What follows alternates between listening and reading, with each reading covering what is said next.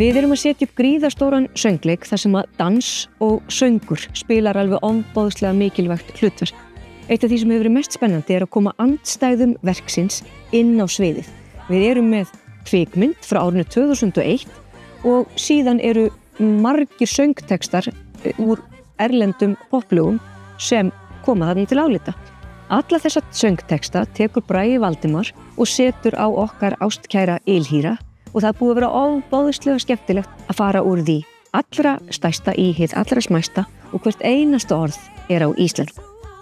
Það eru 3 vikur til stefnu og við erum komin hérna inn á svið í þessa ægifögru leikmynd eins og sjá má.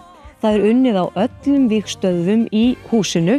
Það er verið að syngja hérna í forsal, það er verið að dansa upp á 4. hæð, eins og ég segi, unnið allstaðar og ég eiginlega get ekki beðið eftir því að opna hérna dyrnar og bjóða gestum að stíga inn í rauðu mylluna okkar.